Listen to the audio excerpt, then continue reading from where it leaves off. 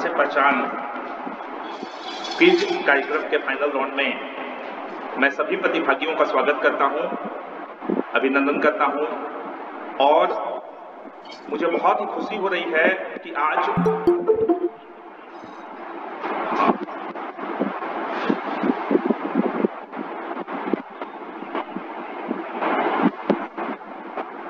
आपका आवाज रुक रहा सर। हेलो, हाँ, एडमिट करवा रहे हैं, कुछ नए लोग आ रहे हैं इसलिए। Good evening sir. Good evening.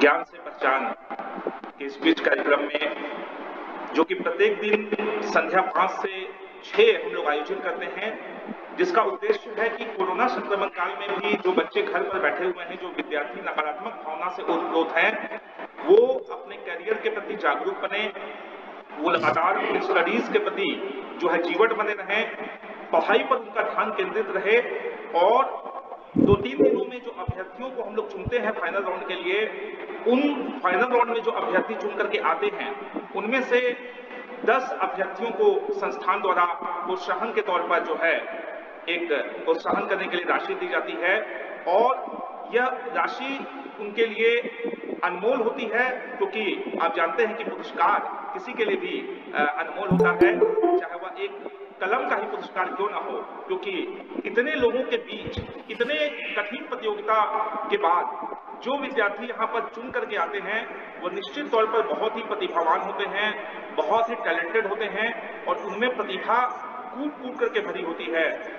मैं इस मंच पर बहुत बहुत स्वागत करना चाहूँगा संस्थान के ही सफल अभ्यर्थी और हजारीबाग की आन बान और शान, वर्तमान में कोलकाता में जीएसटी इंस्पेक्टर के रूप में कार्यरत, एसएससी सीजीएल के थ्रू इन्होंने कस्टम ऑफिसर में भी सफलता प्राप्त की थी और वर्तमान में कोलकाता में जीएसटी इंस्पेक्टर के रूप में कार्यरत निर्भय कुमार मेहता जी आज हम लोगों के बीच में ज्ञान से पहचान कार्यक्रम में विद्यार्थियों को संजीवनी बूटी देने के लिए, साथ ही साथ आज वो बच्चों को सफलता के टिप्स तो देंगे ही, साथ ही साथ उनके द्वारा भी कुछ सवाल पूछे जाएंगे, कैसे उन्होंने अपने जीवन में सफलता हासिल की, किस प्रकार से उन्होंने एसएससी सीजीएल जैसे टफ कंपटीशन को लगातार सफलता का सर्वोच्च जो है मुकाम हासिल किया और वर्तमान में वो एक बहुत ही अच्छे पद पर मौजूद हैं और जीएसटी इंस्पेक्टर के रूप में कार्यरत हैं।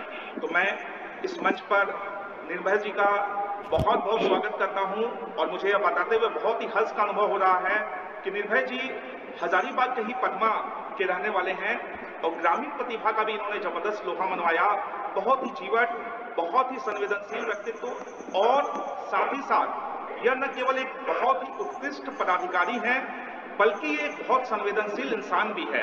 मैं हमेशा फेसबुक पर और हमेशा सोशल मीडिया में और कई बार मैंने देखा है कि जब हम लोग सरस्वती पूजा में अनाथ आवासीय विद्यालय, दिव्यांग बच्चों का स्कूल, वृद्धाश्रम के माननीय बुजुर्गों और मूक बधिर बच्चों के स्कूल में हम लोग जब जाते हैं और मानवता की सेवा करते हैं, उनके लिए हम लोग कुछ सामग्री लेकर के जाते हैं, तो निर्भय जी जहां भी पदस्थापित रहते हैं वो हम लोगों को स्पेशल फोन करके कहते हैं कि सर मेरे तरफ से भी कंट्रीब्यूशन रहेगा और मैं भी चाहता हूं कि मेरे तरफ से उन जरूरतमंदों के प्रति, उन ऐसे लोगों के प्रति जो अभिवंचित हैं, जो समाज के द्वारा ठुकराए गए हैं, उन्हें मेरी ओर से भी सर मदद दिया जाए। तो ये चीज देख करके और सुन करके हम लोग बहुत ही संवेदनशील हो जाते हैं कि सफलता के बाद भी किसी अभ्यर्थी में इतना जबरदस्त जो है संवेदनशीलता हो कि नहीं, वो हमेशा इस बात को सोचे कि नहीं मेरा समाज के प्रति भी दिन है, मुझे समाज के प्रति भी कुछ करना है और मुझे जरूरतमंदों के प्रति भी कुछ करना है। मैंने कई बार देखा है कि निर्भय जी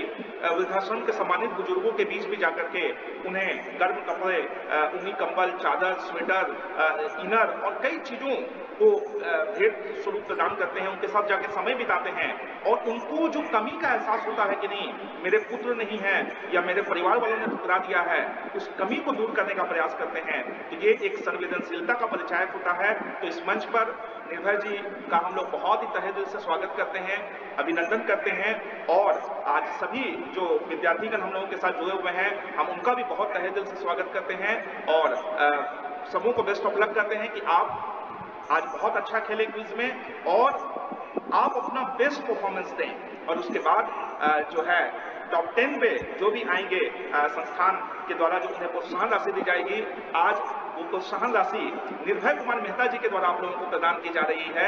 हम इस बहुत अच्छे जो योगदान के लिए भी मैं उनका पूरे मंच की ओर से बहुत बहुत शुक्रगुजार हूं कि उन्होंने यह सहयोग राशि भी आप लोगों को प्रदान की है। तो ये प्रोत्साहन राशि निर्भय जी के द्वारा दी गई है। हम लोगों के बीच में जो है संस्थान के ही बहुत अच्छे मार्गदर्शक अभिषेक भारद्वाज जी, भूगोल विषय के बहुत ही ज्ञाता, जिन्हें दिल्ली, पटना और कई शहरों में पढ़ाने का अनुभव प्राप्त है, ये जुड़े हुए हैं। हमारे ही संस्थान में झारखंड विषय में बहुत अच्छी मार्गदर्शक के रूप में अभिषेक भारद्वाज जी की पत्नी जीवन संगिनी रीता भारद्वाज जी भी मैडम भी जुड़ी हुई हैं। मैं उनका भी इस प्रोग्राम में बहुत ही तहे दिल से स्वागत करता हूँ। और मैडम के द्वारा भी आपको झारखंड विषय से जो है कुछ प्रश्न पूछे जाएंगे, अभिषेक जी द्वारा भूगोल विषय से भी प्रश्न पूछे जाएंगे, और जो है निर्भय सर भी आप लोगों के बीच में जो है प्रश्नों को रखेंगे। लेकिन मैं यही कहूंगा कि फास्ट टाइपिंग आपको करनी है, और जो सबसे तेज गति से जो जवाब देंगे उनको जो है हम लोग मान्यता प्रदान करेंगे। क्योंकि कॉम्पिटिशन कितना जबरदस्त होता है आप इस चीज को जानते हैं। तो अब समय न गवाते हुए पुनः समूह का बहुत बहुत स्वागत, बहुत बहुत अभिनंदन, बहुत बहुत आभार। और आप लोग इतने जद्दोजहद के बाद लगातार 3 दिनों तक हम लोगों ने क्विज करवाया, और उसके बाद चुन करके ये कोहिनूर हीरे हमारे से बीच में आए हैं।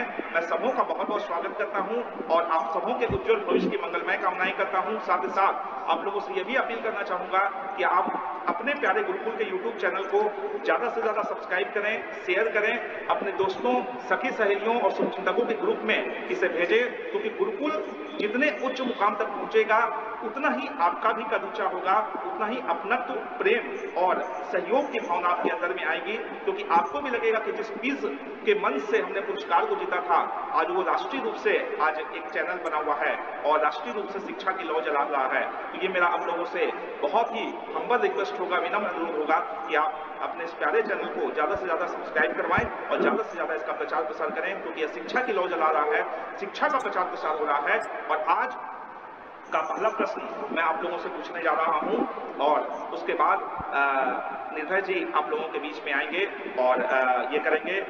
अभिषेक जी भी हम लोगों के साथ जुड़े हुए हैं। अभिषेक जी भी ज्योग्राफी के बहुत अच्छे मार्गदर्शकों की गिनती में आते हैं, और ये भी आपको ज्योग्राफी के बहुत अच्छे अच्छे सवाल पूछेंगे। मैडम भी जो झारखंड स्पेशल की बहुत ही अच्छी विशेषज्ञ के रूप में अपनी विशिष्ट पहचान रखती हैं, ये भी झारखंड विषय पर जो है सवाल आपसे पूछेंगी, जिससे आप आने वाले समय में जेपीएससी या झारखंड की अन्य जितनी भी वैकेंसीज हैं वहां पर आप अच्छा कर सकें और आप बेहतरीन प्रदर्शन कर सकें। तो आज का मेरा सवाल है, छात्रगण ध्यान दीजिएगा, पहला सवाल आप लोगों के लिए। जैसा कि आप जानते हैं कि आज 11 जुलाई को विश्व जनसंख्या दिवस है, वर्ल्ड पॉपुलेशन डे है। छात्रगण आपको बतलाना है कि संयुक्त राष्ट्र संघ ने विश्व जनसंख्या दिवस मनाने की शुरुआत किस वर्ष से की थी? टाइप करना है आपको। संयुक्त राष्ट्र संघ ने विश्व जनसंख्या दिवस मनाने की शुरुआत किस वर्ष से की थी? जिसके जवाब 25 अप्रैल 1945। 1989 जिसके जवाब आए हैं उन्हें मान्यता देंगे। संयुक्त राष्ट्र संघ ने विश्व जनसंख्या दिवस को मनाने की शुरुआत 1989 से शुरू किया था। ध्यान देंगे छात्रगण, 11 जुलाई 1987 को विश्व की आबादी 5 अरब हो गई थी और 2011 में विश्व की आबादी 7 अरब हो गई है। तो विश्व जनसंख्या दिवस जो प्रत्येक वर्ष 11 जुलाई को मनाया जाता है, यूएनओ ने इसकी शुरुआत 11 जुलाई 1989 से शुरुआत किया था, जिसे आपको ध्यान में रखना होगा। बहुत इंपॉर्टेंट क्वेश्चन है और प्रतियोगिता परीक्षाओं में बहुत ही जबरदस्त रूप से आता है, इसलिए आपको उस पर पैनी निगाह रखनी होगी। मेरा अगला सवाल है छात्रगण, जिसे आपको ध्यान रखना होगा। भारत में पहली बार मान्यता प्राप्त जनगणना कब और किस वायसराय के शासनकाल में हुई थी? भारत में पहली बार मान्यता प्राप्त जनगणना कब और किस वायसराय के कार्यकाल में हुई थी? इनके जवाब है 1881 लॉर्ड रिपन, वो सही जवाब है। 1881 में लॉर्ड रिपन के शासनकाल में सबसे पहली बार भारत में मान्यता प्राप्त जनगणना, ध्यान रखें छात्र, मैंने मान्यता प्राप्त पूछा है। ऐसा तो जनगणना लॉर्ड मेयो के समय में 1872 में हुई थी पहली बार, लेकिन उसे मान्यता नहीं दी जाती है, इट वॉज नॉट ऑथेंटिक।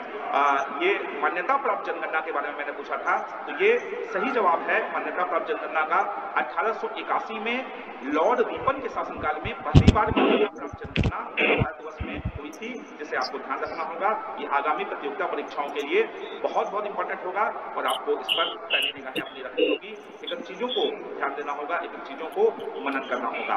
मेरा अगला सवाल है, छात्र ध्यान दीजिएगा, करंट अफेयर्स से है।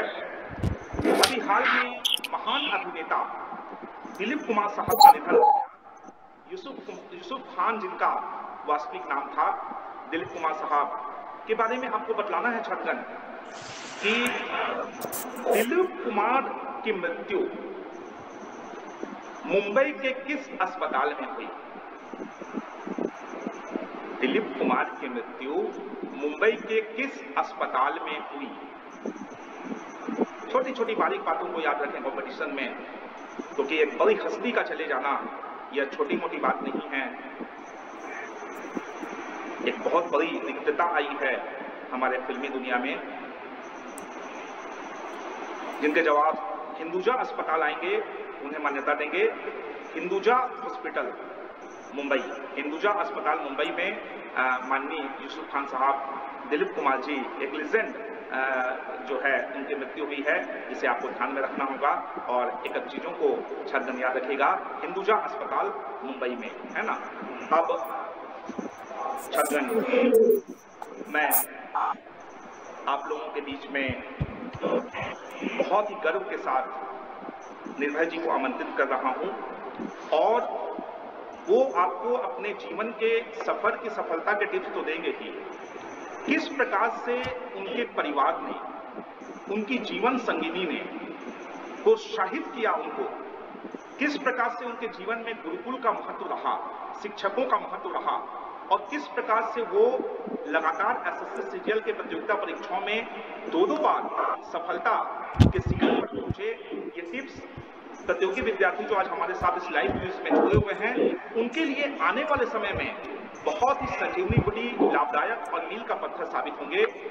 निर्भय जी एक बहुत ही साधारण परिवार से आते हैं। इनके पिताजी झारखंड दरोगा से रिटायर सेवानिवृत्त हुए हैं, और निर्भय जी ने लगातार संघर्ष और झंझावातों को झेलते हुए कठिन परिश्रम किया और सफलता के सर्वोच्च मुकाम को हासिल किया है। देखिए, कोई ज्वाइन करना चाह रहे हैं, उनको ज्वाइन करवाइए।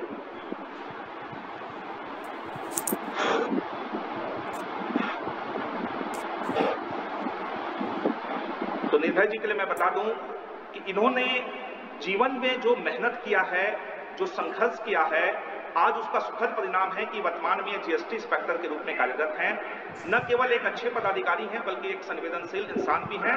और मैं इनके परिवार के बारे में बता दूं कि पूरा परिवार ही बहुत ही शैक्षणिक है, और इनके परिवार के अधिकांश लोग गुरुकुल से जुड़े हुए रहे हैं। इनकी भाभी संजीता जी भी हमारे संस्थान से उन्होंने शिक्षक परीक्षा में सफलता हासिल की, और भी कई लोग हैं जो इनके संपर्क में हैं, वो भी लगातार गुरुकुल के मार्गदर्शन में सफलता की इबादत लिखते आए हैं। और निर्भय जी पर तो हम लोगों को विशेष गर्व है, क्योंकि यह न केवल एक सफल व्यक्तित्व हैं, बल्कि एक बहुत अच्छे इंसान के रूप में भी अपनी जो है पहचान रखते हैं।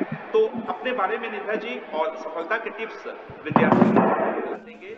और मैं इस मंच पर संजय सिन्हा सर का भी स्वागत करता हूं, हम लोगों के गुरुकुल के उत्कृष्ट मार्गदर्शक। और निर्भय जी अब आप लोगों को सफलता के टिप्स देंगे, और कुछ सवाल भी आप लोगों से पूछेंगे, और अपने बारे में निर्भय जी कुछ ऐसी बातें आज विद्यार्थियों के साथ शेयर कीजिए कि उनका आने वाला भविष्य परिवर्तित हो जाए, और आज के बाद उनके जीवन में एक नई क्रांति की शुरुआत हो, एक नया परिवर्तन का दौर शुरू हो। निर्भय जी, आपका स्वागत है।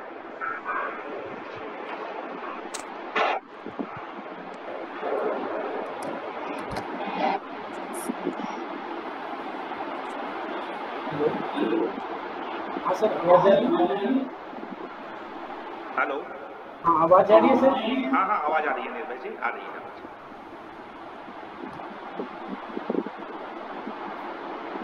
गुड इवनिंग सभी को, इस मीटिंग में शामिल हुए। मैं निर्भय कुमार कलकत्ता में फिलहाल पोस्टेड हूँ, और मेरी ज्वाइनिंग SSC 2015 CGL गैस से हुई है। मैंने 2017 में ज्वाइन किया एज एन GST इंस्पेक्टर। उस समय उसी साल में GST लागू हुआ और हम लोग के आने के बाद GST पूरी तरह से कार्यरत हुआ। मैं सबसे पहले तो सभी छात्र दल का यहाँ पर इस मंच पर अभिनंदन करता हूँ तथा हमारे आदरणीय JP जैन सर एवं संजय सर वो दिख नहीं रहे सर। संजय सर हैं हम लोगों के सामने में ही मौजूद हैं, वो सुन रहे हैं आपको। उन सभी का मैं अभिनंदन करता हूँ और सर को स्पेशली थैंक्स बोलता हूँ। उन्होंने इस मंच पर मुझे एक नेक कार्य के लिए आमंत्रित किया है। मैं हजारीबाग का ही रहने वाला हूँ। मैंने मेरी सारी पढ़ाई 10th 12th हजारीबाग BAV से की और मैंने फिलहाल ग्रेजुएशन 2013 PATSD से पास किया।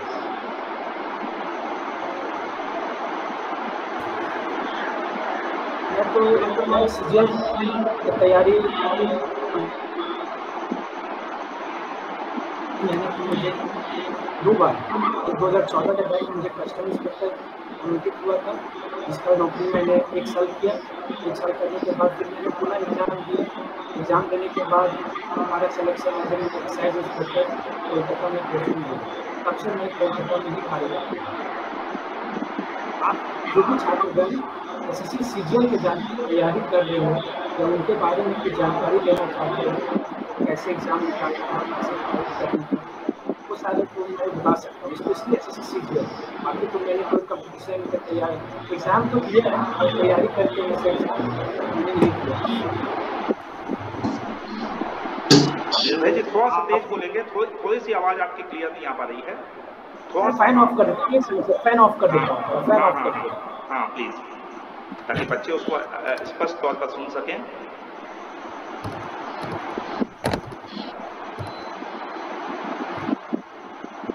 तो फैन का वॉल्यूम थोड़ा ज़्यादा है इसी। जी जी।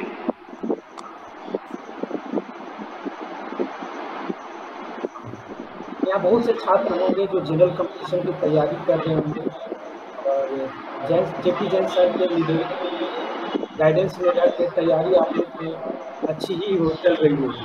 अभी तो 1.5 साल से लॉकडाउन का पीरियड चल रहा है। इससे अच्छा पढ़ाई का समय मुझे नहीं लगता शायद एक विद्यार्थी के जीवन में कभी आ पाएगा। 1.5 साल बहुत समय होता है किसी भी कंपटीशन की तैयारी करने के लिए। हाल ही में मैंने देखा है SSC CGL के बारे में ये बता रहा हूँ, इसके कट ऑफ में बहुत आकस्मिक बढ़ोतरी हुई है जो कि अकल्पनीय। हमारे के समय मैंने तो ऑफलाइन एग्जाम दिया था। हमारे समय में SSC का एग्जाम थोड़ा सा कट ऑफ के मामले में इजी था और अभी तो इतना ज़्यादा हो गया है कि अकल्पनीय है। इसका तैयारी करने के लिए आपको दिन रात सब कुछ छोड़ के लगना पड़ेगा। ये सेंट्रल गवर्नमेंट की जॉब है, जॉब अच्छी है, सब कुछ अच्छे है, सुविधाएँ, वेतन, घर के बगल में पोस्टिंग है, सब कुछ बढ़िया है। आप लोग जो भी छात्रगण तैयारी कर रहे हैं कृपया मन से लगे रहें, एक ना एक दिन आपकी मेहनत जरूर कामयाबी लाएगी। और मैं गुरुकुल के बारे में ये कहना चाहता हूँ कि मैंने 2014-15 में गुरुकुल में किसी के मार्गदर्शक के द्वारा ही मैंने गुरुकुल में इंटरव्यू का तैयारी किया था, जिसका फल मुझे प्रत्यक्ष रूप से देखने को मिला। मैं ज़्यादा क्लास तो नहीं कर पाया था और सर के मार्गदर्शन में मेरे 5 से 6 क्लास हुई थी, जिनका फ़ायदा मुझे बहुत ही इंटरव्यू में हुआ। आशा करता हूँ उनका जो मार्गदर्शन है वो आपके भी जीवन में एक न एक दिन रंग जरूर लाएगा। आज मुझे इस मंच पर आमंत्रित किया गया है ताकि मैं आप सभी छात्रों से जुड़ पाऊँ, अपने व्यक्तिगत अनुभव आपके साथ साझा कर पाऊँ तथा कुछ आपसे क्वेश्चन के द्वारा आपके ज्ञान को चेक कर सकते हैं। ठीक है, आप कुछ क्वेश्चन पूछना चाहते हैं तो आप फिलहाल पूछ सकते हैं, उसके बाद मैं कुछ क्वेश्चन आपसे पूछूंगा।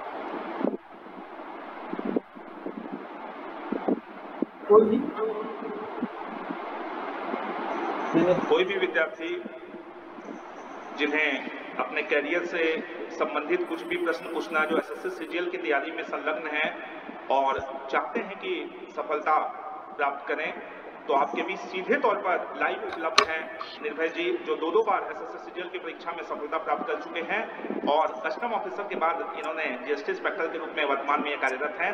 तो आप सीधे तौर पर इनसे मुखातिब होकर के अपने कैरियर संबंधी सवाल पूछ सकते हैं। ये आपके लिए कैरियर काउंसलिंग भी हो जाएगी और आपके लिए आने वाले समय में ये बहुत ही ज्यादा आपके लिए फायदेमंद होगा।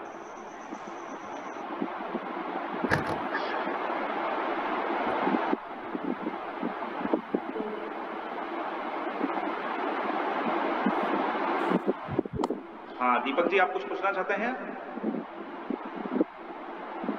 दीपक कुमार जी, ऑडियो ऑन कीजिए। दीपक जी, दीपक जी अपना ऑडियो ऑन कीजिए। हो गया सर। हाँ हाँ पूछिए। इंग्लिश के लिए कौन सा बुक अच्छा रहेगा वही, और इंग्लिश का तैयारी आप कैसे किए थे जो इतना अच्छा? क्या कि इंग्लिश एसएससी सीजन में बहुत ज़्यादा मायने रखती है। पहले प्रश्न के बाद मैं दूसरे क्वेश्चन का उत्तर दूंगा।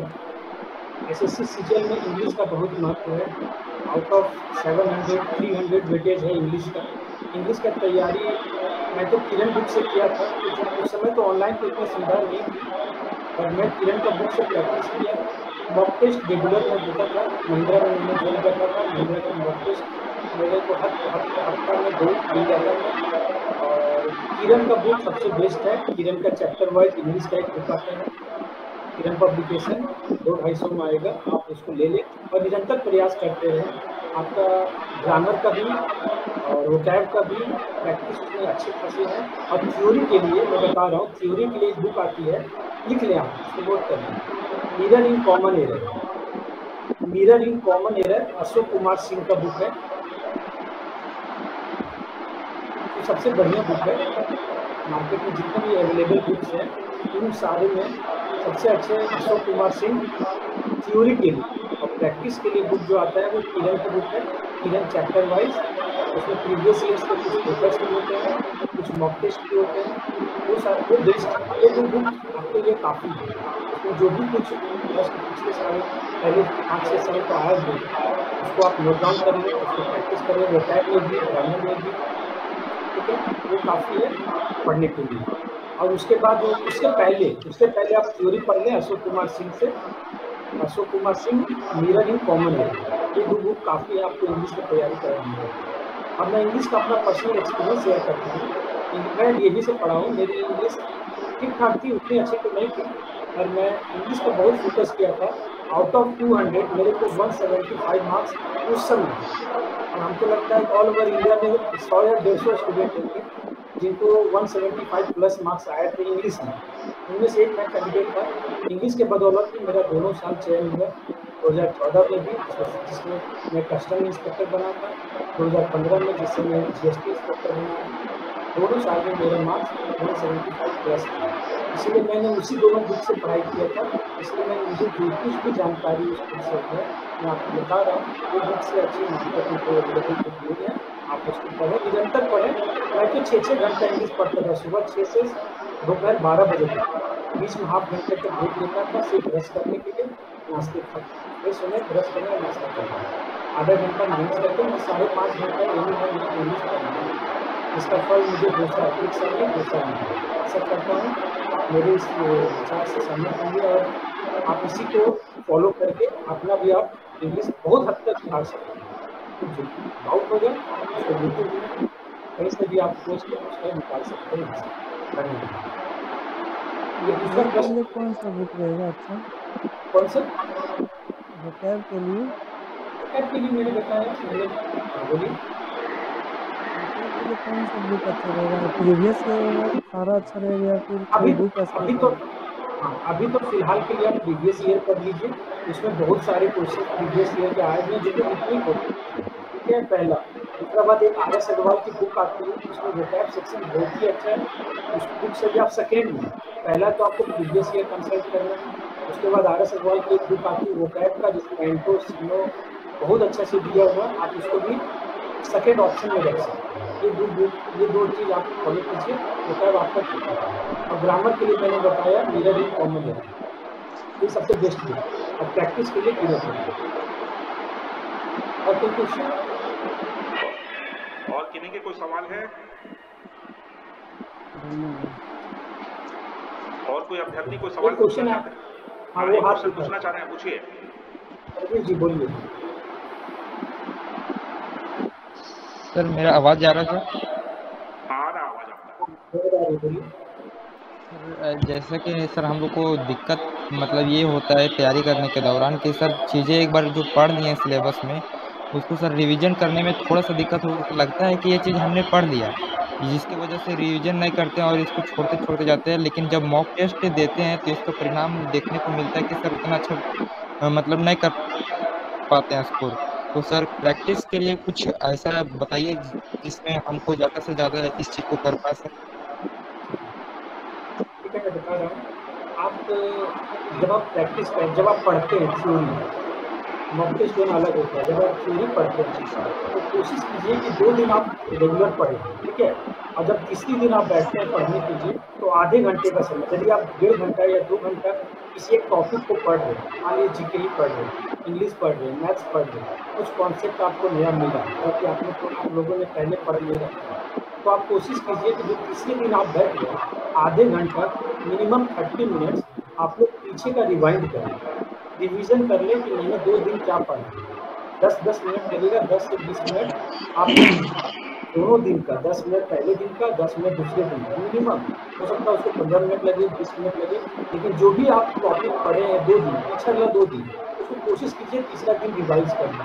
इससे क्या होगा कि 2 दिन का पढ़ा हुआ आपको 30 to 40% तीसरे दिन याद रहेगा। जब 30-40% यदि दिमाग से निकल गया, क्योंकि नया चीज़ आपने पढ़ा है पुराना चीज़ निकल गया, तो आप तीसरे दिन जब भी आप पढ़ाई करने के लिए बैठते हैं, चौथा दिन भी नहीं, तीसरा दिन जब भी आप पढ़ाई करने के लिए बैठते हैं तो आप कोशिश कीजिए कि 10 से 15 मिनट में पहले जो पढ़ा हूँ, पिछला 2 दिन जो पढ़ा उसको एक बार रिवाइज करें। ये कंटिन्यूअस प्रोसेस चलना चाहिए। 15 दिन, 20 दिन, 25 दिन, जब भी आप रेगुलर पढ़ाई कर रहे हैं, मान लीजिए आपको किसी का आगे करता है 6 महीने, तो ऐसा नहीं कि 6 महीने तक आगे पढ़ा, जो पिछला 6 महीना पढ़ा या पिछला जो 1 महीना पढ़ा वो सारा भूल गया। ऐसा होता है, मानव की ये प्रवृत्ति है कि जो नया चीज़ पढ़ता है तो दिमाग से पुराना चीज़ आउट हो जाता है। उसको अच्छा से रिवाइंड करने के लिए, रिविजन में लाने के लिए आप तीसरा दिन को रिविजन डे बना लीजिए। ऐसा नहीं मैं बोल रहा हूँ, जैसे मान लीजिए आपकी पढ़ाई का घंटा 2 घंटे या 3 घंटे कंटिन्यूस आप बैठते या फिर इंटरवल में बैठते हैं, तो आप आधे घंटे बैक क्वेश्चन को रिवीजन के लिए डालिए। इससे क्या होगा, हर दिन रिवीजन करना। जैसे आप आज पढ़ रहे हैं पिछला तीसरा दिन का, फिर आप कल पढ़ रहे हैं तो पिछला तीसरा दिन का, आपको ये रिवीजन में रखेगा और आपको पुराने टॉपिक से फेस टू फेस मतलब याद रहेगा कि क्या हम पढ़ा था, उसका क्या कॉन्सेप्ट है, चाहे ये मैथ्स में हो, चाहे ये जीएस में हो, चाहे ये इंग्लिश में हो, चाहे ये रीजनिंग में हो। मैंने यही सब स्टूडेंट्स को हमेशा सलाह दी है कि पुराना जरूर रिवीजन करें। पुराने पढ़ने से ही आपको आगे पढ़ा हुआ फायदा है। ऐसा नहीं आप नया चीज़ पढ़ते जा रहे हैं, पुराना भूलते जा रहे हैं। इससे क्या होगा कि आपको नया चीज़ तो मिल जाएगा लेकिन पुराने में पढ़ा हुआ कोई फायदा नहीं है। मैं अपना केस बताता हूँ, मैं एग्जाम्पल के लिए, जैसे 6 घंटे पर 5.5 घंटा मैंने बोला पढ़ाई किया, मैंने 5 घंटा नया चीज़ पढ़ा, 4-4.5 घंटा नया चीज़ पढ़ा और 1-1.5 घंटे में हमेशा पुराने चीज़ को रिविजन करने के लिए समय निकालिए। या तो स्टार्टिंग में ही पढ़ लीजिए, जब आप पढ़ने बैठे हो पुराना चीज़ को रिवाइज कर लीजिए, या बीच शुरू में मन नहीं करेगा तो नया चीज़ पढ़िए, तो आप उसको आधा घंटे के बाद, 1 घंटे बाद, 2 घंटे बाद जब आपको मन लगे कि नहीं पुराना रिविजन करना चाहिए, आप उस समय उसको रिवाइज कर लीजिए। रिविजन इज मस्ट, ठीक है। आशा करता हूँ आपको समझ में आई होगा। जी सर जी। Third day is only for revision. Third day को आप ध्यान में रखिए, तीसरा दिन आपको ये रिवीजन कर देंगे, ठीक है। आधे घंटे कम से कम, हो सकता है आपको 1 घंटे भी लग जाए, हड़बड़ाइएगा नहीं, ठीक है। आपको क्या होगा, वो रिवीजन में रहेगा तो जो चीज़ आपको 10 मिनट लग रहा है तो बाद में जाके आपको 2 मिनट में हो जाएगा। फिर आपको कंठस्थ हो जाएगा कि चीज़ हमने पढ़ा, इसका आंसर ये होगा, आपको कंफ्यूजन भी नहीं होगा, आपके मार्क्स भी अच्छे आएंगे और आपका कॉन्फिडेंस बढ़ेगा। मेन के एग्जाम है कॉन्फिडेंस, ठीक है। हाँ निर्भय जी, अब आप सवाल पूछे अभ्यर्थियों से। हाँ सर, उसके लिए तो एक क्वेश्चन और आए थे सर, मैं उसका उत्तर देना चाहता हूँ, डिटेल में आया जी। देखिए सर, कोई कंसिस्टेंसी के बारे में पूछा गया था मुझसे। एक लड़के ने मुझे मतलब मैसेज में देखा था स्क्रीन पे, सर कंसिस्टेंसी कैसे बनाए रखें एग्जाम में, ये सबसे इम्पोर्टेंट है। एग्जाम में 3 चीज इंपॉर्टेंट है। पहला कॉन्फिडेंस, ओवर कॉन्फिडेंस नहीं, कॉन्फिडेंस। दूसरा कंसिस्टेंसी, तीसरा एक्यूरेसी। आप कोई भी चीज़ पढ़ते हैं उसको एक्यूरेट पढ़िए भी और उसको रिजल्ट में भी लाइए एक्यूरेटली। कॉन्फिडेंस होना चाहिए कि मैंने जो पढ़ा है वो सही है, उसका जब भी आएगा और जब भी क्वेश्चन आएगा मैं उसको बना सकूंगा, उसका सही उत्तर दे सकूँगा। तीसरा जो मैंने बताया कंसिस्टेंसी, आप कंसिस्टेंट रहे, कोई भी काम हो, पढ़ाई कर रहे हैं कंसिस्टेंट रहे। आप यदि आज 2 घंटे पढ़े, कल 4 घंटे पढ़े, कल 6 घंटे पढ़े, फिर 2 दिन का गैप हो, ऐसा नहीं होना चाहिए। इनकंसिस्टेंट पढ़ाई आप कम से कम फोकस कीजिए। मैं ये नहीं बोल रहा हूँ कोई 6 घंटे पढ़ता है, कोई 12 घंटे पढ़ता है। 6 घंटे वाले का रिजल्ट पहले आता है, 12 घंटे वाले का लेट आता है। तो आप कोई भी काम करें, खेलना भी है तो कंसिस्टेंट रहना है, पढ़ाई करना है तो कंसिस्टेंट रहना है। कोई भी काम करें कंसिस्टेंसी के साथ करें, रिजल्ट आपको बेहतर होगा और जल्दी भी होगा। जो मेरे के केस में हुआ, मैंने कंसिस्टेंट पढ़ाई की और मुझे विश्वास भी था अपने ऊपर कि मेरा ये एग्ज़ाम हो जाएगा। इसलिए 1 नहीं 2 बार, इनफैक्ट मैं 3 बार निकाला हूँ। जैसे मैं अंडर ग्रेजुएट था, इसलिए मेरा सिलेक्शन नहीं हो पाया। 2013 की बात है, मैंने 2013 जुलाई में ग्रेजुएट हुआ और जनवरी से रिकमेंडेशन हुआ था कि जनवरी ग्रेजुएट होना चाहिए और मेरा नहीं हो पाया, तो जुलाई में ग्रेजुएट हुआ। ये सब चीज़ हुआ कंसिस्टेंसी, कॉन्फिडेंस और एक्यूरेसी। ये तीनों चीज़ आप रखिए, आपका श्योर सिलेक्शन है ना। फिर गेले ठीक है। आपसे पूछ और कोई क्वेश्चन? नो। अब मैं कुछ क्वेश्चन पूछता हूँ, ठीक है जी। मैं 5 क्वेश्चन यहाँ पूछूंगा। आशा करता हूँ कि 5 में से जो सर मैं तो रिकॉर्ड नहीं रख पाऊंगा, आप ध्यान रखेंगे कि कौन से कहाँ से जवाब सही है। साहब है, पीयूसी है निर्भय जी, उसके लिए टेक्नीशियन साहब है हमारे। ठीक है सर। पहला क्वेश्चन है, मैं जीएस से ही 2 क्वेश्चन पूछूंगा, एक मैथ्स, एक रीजनिंग और एक इंग्लिश। ठीक है, 5 क्वेश्चन पूछे जाएंगे हमारे तरफ से। आशा करता हूँ आप ध्यान से सुनेंगे और उसका सही उत्तर देंगे। पहला क्वेश्चन है, हाल ही में योगा दिवस मनाया गया 21 जून। 21 जून सर, 21 जून योगा दिवस 21 जून 2015 से। हाँ 2015 से, लेकिन लिख के दीजिए नहीं तो आपको मीटिंग से हटा दिया जाएगा। जो डिसिप्लिन दिखाना है, अपने माइक ऑन करके बीच में इंटरप्ट करके बोल रहे हैं, उन्हें फिर मीटिंग से हम लोग लेफ्ट करवा देंगे, हटा देंगे। आपको लिख के जवाब देना है और जब सर पूछ लेंगे, क्वेश्चन पूरा हो जाएगा, तब आपको जवाब देना है। बीच में आप इंटरप्ट ना करें, डिसिप्लिन में रहें। क्वेश्चन सुन लीजिए पूरा। मेरा क्वेश्चन वो नहीं था योगा दिवस कब मनाया। मेरा क्वेश्चन ये है, इस बार जो योगा दिवस मनाया गया 2021 में, उसका थीम क्या था? योगा दिवस का थीम क्या था?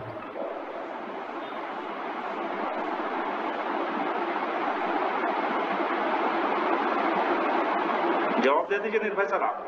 हाँ, इसका आंसर है yoga for well being. Yoga for well being, wellness आ रहा है, ये भी सही है। वेल बीइंग, दिनेश जी का उत्तर एकदम सही है। इसको हिंदी में बोलेंगे कल्याण के लिए योग। कल्याण के लिए योग, ये थीम था इस बार के योगा दिवस का, योगा फॉर वेल बीइंग।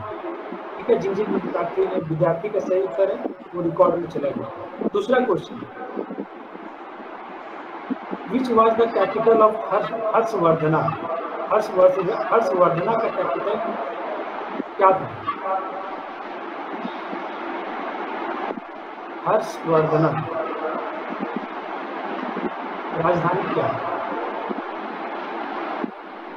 जी आप आंसर बता दीजिए निर्भय जी। हाँ मैं आंसर बता दे रहा हूँ। हाँ, कन्नौज। कन्नौज इसका सही उत्तर है। जिन विद्यार्थियों ने दिया वो रिकॉर्ड में दिया, कन्नौज।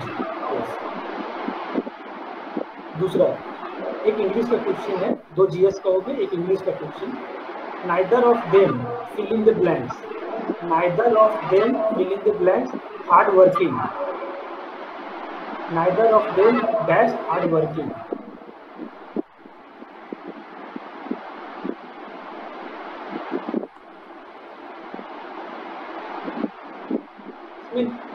नॉट नहीं आएगा, इसमें सब्जेक्ट लगाना, वर्ब लगाना, वर्ब नॉट प्रेडिकेट, वर्ब। इसका सही उत्तर है is. Neither of them is hard working. ठीक है, नेक्स्ट क्वेश्चन। मैं मैथ से एक क्वेश्चन पूछ रहा हूँ।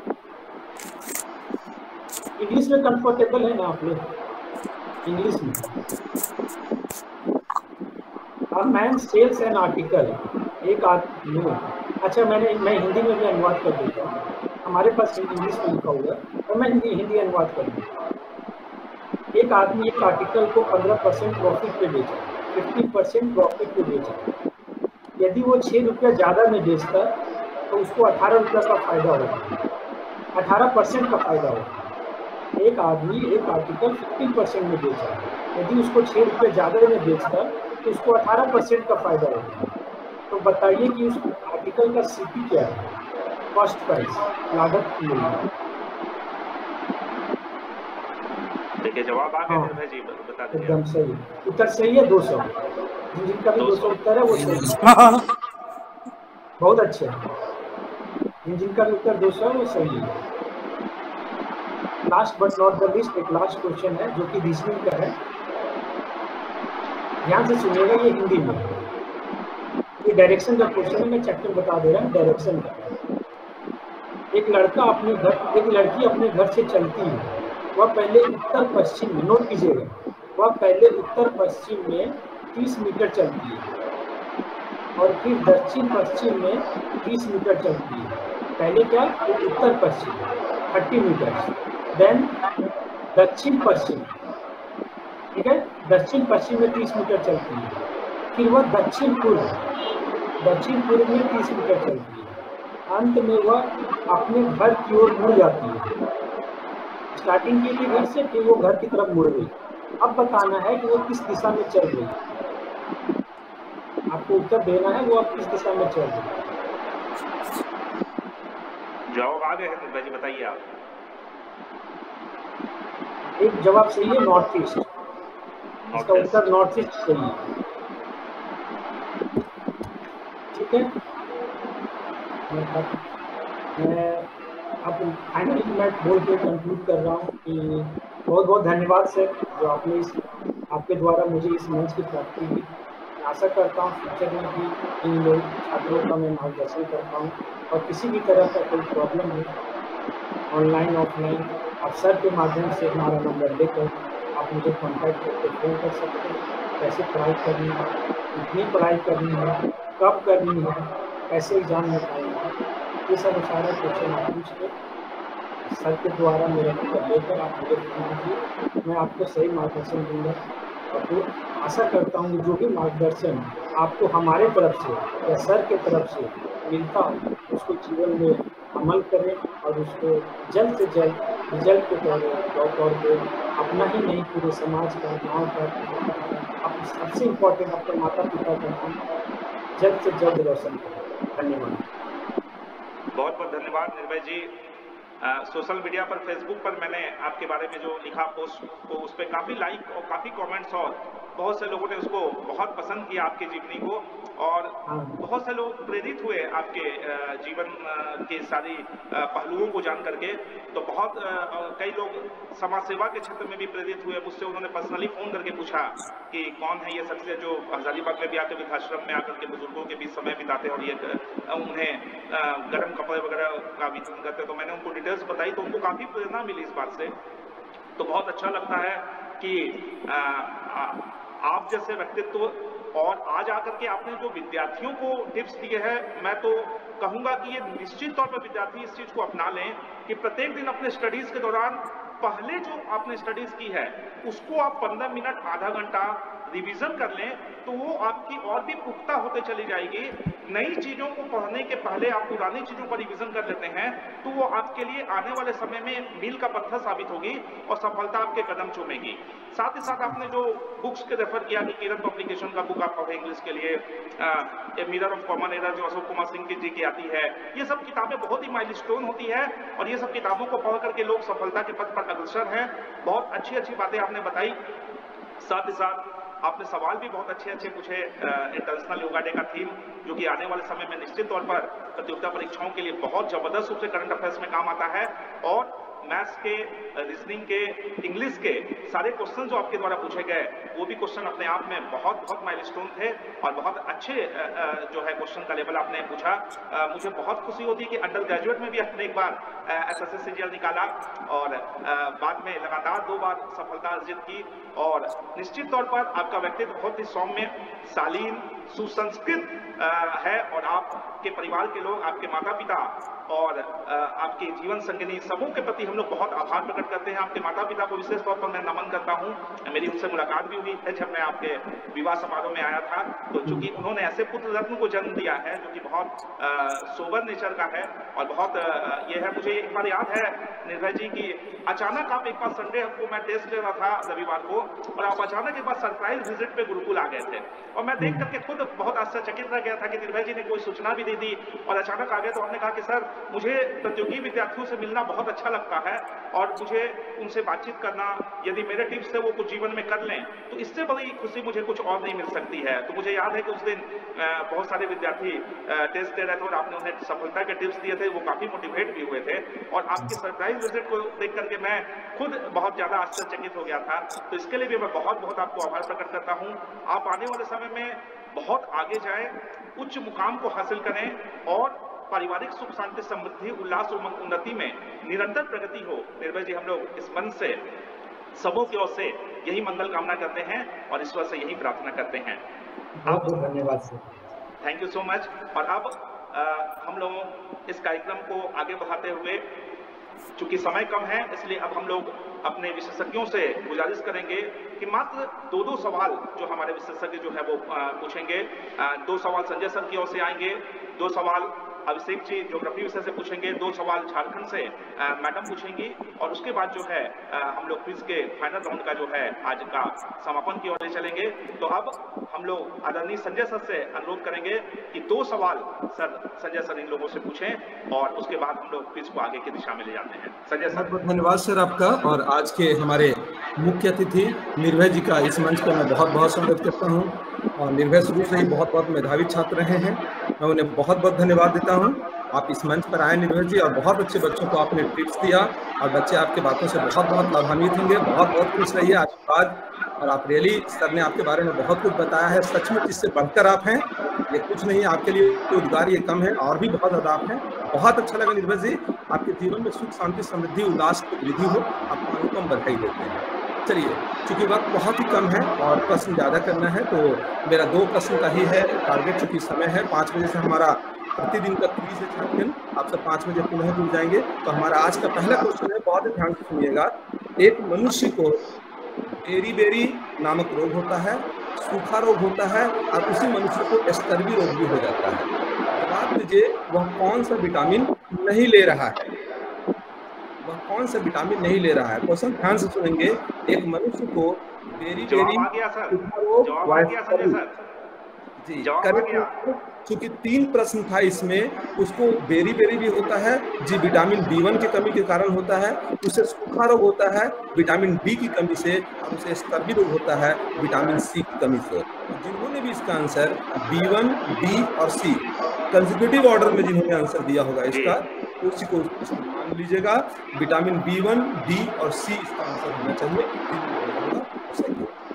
चलिए, हमारा दूसरा सवाल है, एक मनुष्य के रक्त का pH वैल्यू कितना होता है? What is the pH value of the human blood? एक मनुष्य के रक्त का pH वैल्यू कितना होता है? आ गया जवाब सर। जी बिल्कुल सही जवाब है। जिनका आंसर आया है 7.35 टू 7.45, 7.4 भी जिनका आंसर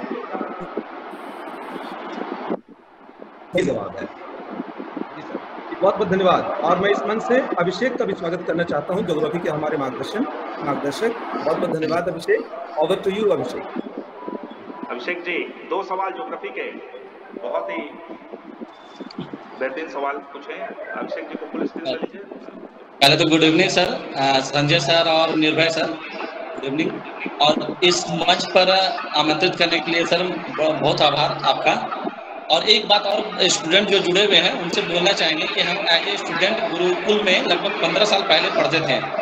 जो जोश जेपी सर का उस समय था, आज भी वही जोश है। और हजारीबाग में बेताज बादशाह अगर कोचिंग में इनको गिना जाता है तो ये अपने कर्मों से है। कि इतना ज़्यादा क्रिएटिव वर्क करते हैं। शायद ये जो कोरोना में यह एहसास करा दिया कि जेपी सर क्रिएटिव वर्क कर सकते हैं, और ये एग्जाम्पल भी आप लोग सामने दिख रहा है कि बाकी सब कोचिंग बैठ गया है, मगर जेपी सर आज भी बच्चों को मनोबल बढ़ाने के लिए लगातार कोई ना कोई काम लगातार कर ही रहे। तो हम सबसे पहले सर का आभार व्यक्त करेंगे कि हजारीबाग के लिए आप बहुत अच्छा वर्क कर रहे हैं सर, और ऐसे ही कंटिन्यू बनाए रखिए इसको। और चलिए बहुत कम टाइम है तो हमको 2 सवाल पूछना है, तो एक बच्चा लोग से एक बात और बच्चा लोग से अगर सर परमिशन देंगे 2-3 मिनट सर बच्चा लोग से बात करना चाह रहे हैं। बिल्कुल बिल्कुल बिल्कुल प्लीज। ठीक, बच्चों लोग से एक हजारीबाग का बच्चा लोग सर इतना दिन से रीड किए ना, तो एक बात हमको समझ में आ रहा है ना, वो अपने आप को कंप्यूटर समझने लगते हैं। तो थोड़ा सा इस पर हम बच्चों लोगों को गाइड करना चाहेंगे कि हम लोग इंसान हैं, कभी भी अपने आप को डाटा रटने पर ध्यान मत दीजिए, कॉन्सेप्ट समझिए, हर चीज को समझिएगा, आसानी से याद होगा। और जैसे अभी निर्भय सर बताएं, कंटिन्यूटी चाहिए हमें सफलता पाने के लिए, कंटिन्यूटी चाहिए। क्या होता है कि अगर मंजिल यहाँ पर है तो हम लगातार उछल रहे, छलांग मार रहे, और जैसी मंजिल पर आता है हिम्मत हार जाते हैं, छोड़ देते हैं। तो ये चीज नहीं होना चाहिए, कंटिन्यू आप करते रहिएगा, 100% सफल होइएगा। जब भी आप मनोबल टूटेगा तभी आप पराजित हो जाइएगा, या तो लाइन से बाहर चले जाइएगा। ध्यान रखिएगा, कंटिन्यूटी बनाए रखिए, 100% सफलता मिलेगा। और चलिए ज़्यादा हम अभी तो नहीं आपको मोटिवेट कर सकते हैं, मगर अभी सवाल पूछ लेते हैं, 2 सवाल। तो पहला सवाल है बच्चों के लिए, सर कहाँ पर हम ये गूगल में यूज नहीं किए, तो बच्चों का आंसर कहाँ देखेंगे हम, कि आप लोग देखिएगा? आ जाएगा उस पे, कमेंट पे आ जाएगा, चैट में। आप क्वेश्चन पूछे, आप क्वेश्चन पूछे। तो हमारे टेक्नीशियन भी हैं, वो देख रहे हैं आंसर को, आपके आंसर बता देंगे। ठीक है, चलिए बच्चों लोग से एक जेपीएससी का सवाल, लास्ट 2016 में एक सवाल पूछा गया था कि भारत का अक्षांशीय विस्तार कितना है। भारत का अक्षांशीय विस्तार कितना है, जेपीएससी 2016 में पूछा गया सवाल था। तो हम चाहेंगे आप लोग आंसर दीजिए, अक्षांशीय विस्तार कितना है। इसका आंसर देख लीजिए, सुन लीजिए आंसर। 6 डिग्री, दक्षिणतम बिंदु 6 डिग्री से लेकर 37 डिग्री के बीच में है। जो 8 लिख रहे हैं वो गलत होगा, 8 डिग्री से लेकर 37 डिग्री गलत है। 6 डिग्री इंदिरा पॉइंट जो है भारत का दक्षिणतम बिंदु, वो 6 डिग्री पर है। ये थोड़ा ध्यान रखिएगा, यहाँ पर बच्चा लोग कॉन्सेप्ट नहीं समझता है। डाटा रखने के चक्कर में हर बुक में 8 से लेकर 37 दिया हुआ है, भारत की मुख्य भूमि वह भारत नहीं है। दूसरा सवाल, और मेरा आंसर होगा 6 डिग्री से लेकर 37 डिग्री तक। नेक्स्ट चलिएगा, सेकंड क्वेश्चन है कि भारत का पहला नेशनल पार्क कौन सा है और किस राज्य में है। भारत का पहला नेशनल पार्क कौन सा और किस राज्य में है, इसका आंसर बता देते हैं हम। इसका आंसर जिम कॉर्बेट है, और जो उत्तराखंड में है। जिम कॉर्बेट उत्तराखंड में है, तो आंसर मिला लीजिएगा।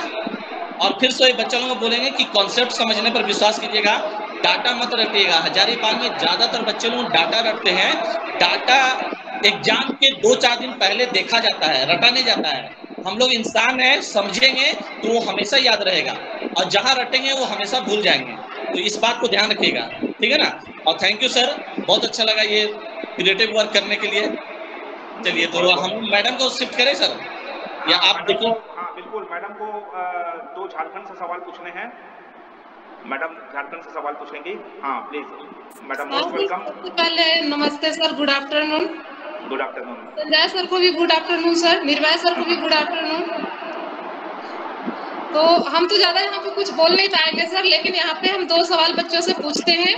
सबसे पहला सवाल है कि झारखंड राज्य गंगा संरक्षण प्राधिकरण का स्थापना कब हुआ था और उसका मुख्यालय कहाँ है। एक बार हम फिर से सवाल को रिपीट कर देते हैं। झारखंड राज्य गंगा संरक्षण प्राधिकरण का स्थापना कब हुआ था और इसका मुख्यालय कहाँ है।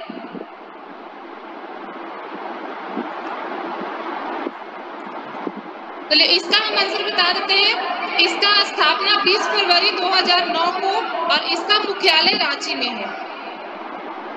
20 फरवरी 2009 मुख्यालय रांची। हाँ साहब देख लेंगे जी, बहुत अच्छा सवाल। चलिए दूसरा नंबर सवाल है, पहाड़ों की मल्लिका किसे कहा जाता है। पहाड़ों की मल्लिका किसे कहा जाता है। बहुत आसान सवाल है, इंपॉर्टेंट सवाल है। तो इसका आंसर नेतरहाट सही है, सभी लोग का आंसर सही आया है।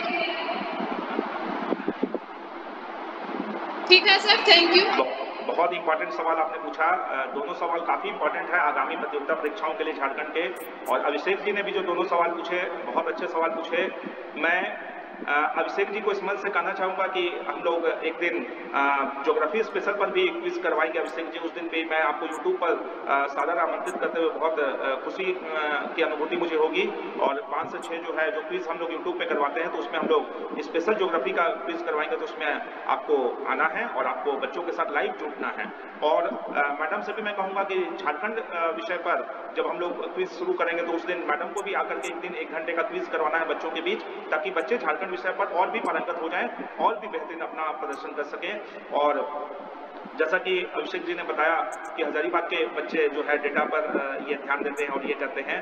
और यहाँ पर इस मंच पर अभी जितने भी बच्चे जुड़े हुए हैं, ये हर जगह के बच्चे हैं अभिषेक जी। और पूरे झारखंड और बिहार ही नहीं बल्कि यूपी के भी बच्चे आपके साथ जो है क्विज में जो है शामिल हैं। और चूंकि ये क्विज जो हम लोग करवा रहे हैं एक नेशनल लेवल पे पहुंच चुका है, नागालैंड और अरुणाचल प्रदेश से भी बच्चे शाम को जुड़ जाते हैं और वो कमेंट बॉक्स में लिखते हैं कि मैं नागालैंड से हूं। तो हम लोगों को भी बहुत खुशी होती है कि चलो भाई गुरुकुल का यूट्यूब चैनल धीरे धीरे करके जो है एक नेशनल लेवल को प्राप्त कर रहा है। तो ये हम लोगों के लिए भी एक बहुत गरिमा का विषय हो जाता है कि चलो दूसरे राज्यों से भी लोग जुड़ते हैं और वो इस क्विज कार्यक्रम में भाग लेते हैं, अपनी सहभागिता निभाते हैं। तो बहुत बहुत आभार आप लोगों का। और अब हम लोगों के पास में जो है रिजल्ट आ चुका है और आज के टॉप 10 विद्यार्थी जिन्हें निर्भय जी के करकमलों से पुरस्कृत किया जाएगा। प्रत्येक विद्यार्थी को हम लोग 100 रुपीज की पुरस्कार राशि जो है उनके अकाउंट में ट्रांसफर करेंगे।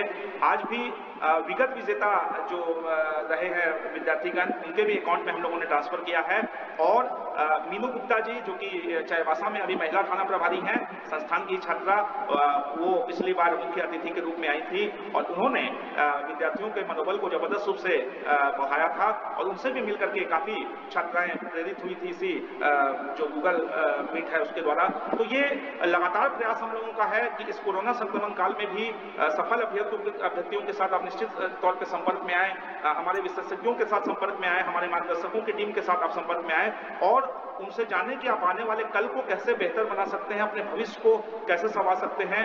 मैं पुनः निर्भय जी को भी बहुत बहुत बधाई देना चाहूंगा कि उन्होंने बहुत ही प्रैक्टिकल अप्रोच के साथ बातों को रखा और बहुत अच्छी अच्छी बातें बताई, विशेष तौर पर कि अपनी पढ़ाई को रेगुलरिटी कैसे दिया जाए और कैसे निरंतरता रखी जाए, कहीं से भी आपको गैप नहीं देना है और लगातार अपनी निरंतरता को बनाए रखना है।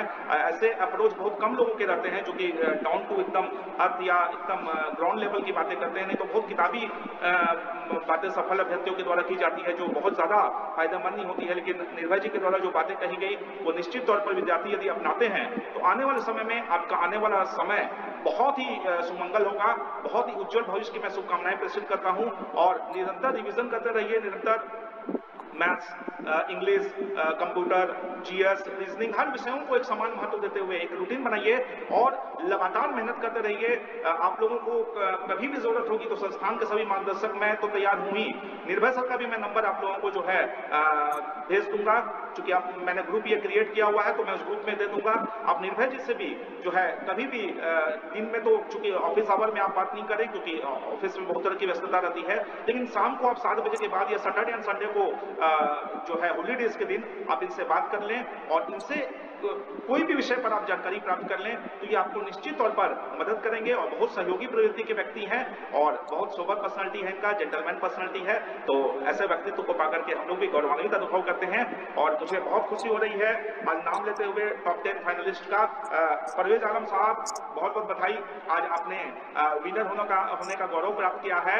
आपको निर्भय जी के द्वारा जो है प्रोत्साहन और जो है राशि प्रदान की जाएगी, जिससे आप अपने जीवन में कुछ भी एक छोटी सी भी जो है सफलता को प्राप्त करते हैं तो हम लोगों को बहुत खुशी होगी। हिरामन कुमार जी आपको भी बहुत बहुत बधाई, बहुत बहुत शुभकामनाएं। आप भी आज टॉप 10 में हम लोगों के विजेता बनकर के आए हैं। तिलेश्वर कुमार जी आपको भी बहुत बहुत बधाई, बहुत बहुत शुभकामनाएं। दिनेश कुमार जी आपको भी बहुत बहुत बधाई, बहुत बहुत शुभकामनाएं। आप भी हम लोगों के टॉप 10 के विजेता में आए हैं। अनिल कुमार जी आपको भी बहुत बहुत बधाई, बहुत बहुत शुभकामनाएं। राजेश प्रसाद जी, आपको भी बहुत बहुत बधाई, बहुत बहुत शुभकामनाएं। सुमन सिंह, आपको भी बहुत बहुत बधाई, बहुत बहुत शुभकामनाएं। आप भी हमारे टॉप 10 के फाइनलिस्ट में आज विजेता बनने का गौरव आपने हासिल किया है। ई लर्निंग क्लासेस, आपको भी बहुत बहुत बधाई, आप भी टॉप 10 विजेता की श्रेणी में शामिल हुए हैं। पिंटू कुमार यादव जी, आपको भी बहुत बहुत बधाई, बहुत बहुत शुभकामनाएं कि आपने भी आज के इस फाइनल राउंड में बहुत सारे विद्यार्थियों के बीच से बहुत झंझावातों और बहुत जबरदस्त संघर्ष को जो ये करते हुए इस मतलब एक तरीके से तूफानों के दौर को पार करते हुए यहाँ पर आप आए और फाइनल राउंड में आप लोगों ने अपने शानदार प्रदर्शन के बदौलत विजेता हासिल किया है। और अशोक राज जी, आपको भी बधाई, बहुत बहुत शुभकामनाएं। और आज के जो 10 प्रतिभागी हैं जो फाइनल राउंड में जो है टॉप 10 में आए हैं, इन सभी को संस्थान द्वारा कल जो है इन्हें इनके अकाउंट में गूगल पे के माध्यम से या फोन पे के माध्यम से इनके अकाउंट में जो है प्रोत्साहन राशि पहुंचा दी जाएगी। आप सबों का बहुत बहुत आभार इस कार्यक्रम में सहभागिता निभाने के लिए। और पुनः निर्भय जी का, अभिषेक जी का, रीता मैम का, संजय सर का और जितने प्यारे प्रतियोगी विद्यार्थी हैं सबों को बहुत बहुत बधाई, बहुत बहुत शुभकामनाएं। मैं पुनः अपील करना चाहूंगा कि अपने प्यारे यूट्यूब चैनल को ज्यादा से ज्यादा सब्सक्राइब करवाएं, शेयर करवाएं और राष्ट्रीय पटल पर इसे आने में एक मददगार की भूमिका अदा करें, जिससे हम लोग और भी गौरवान्वित अनुभव कर सकें। साथ ही साथ संध्या 5 बजे पुनः मुलाकात आप लोगों से होगी गांधी युग चैप्टर के साथ में, जहां महात्मा गांधी से जुड़े हुए कई अनछुए पहलुओं को आप जानेंगे, जो कि यूपीएससी से लेकर के एसएससी, सीजीएल, रेलवे से लेकर के टीचर, सब इंस्पेक्टर और से लेकर के हर एग्जामिनेशन में जो कि स्टेट पब्लिक सर्विस कमीशन का एग्जामिनेशन होता है, वहां पूछे गए सवालों की लगातार बौछार आप लोगों के बीच में होगी। तब तक के लिए आप सबों को बहुत बहुत शुभकामनाएं, हृदय से आभार, बहुत बहुत धन्यवाद। और निर्भय जी को भी बहुत बहुत आभार इस कार्यक्रम में एक सहयोगी की भूमिका में रविवार के दिन भी अपना बहुमूल्य समय देने के लिए बहुत बहुत धन्यवाद। Thank you so much.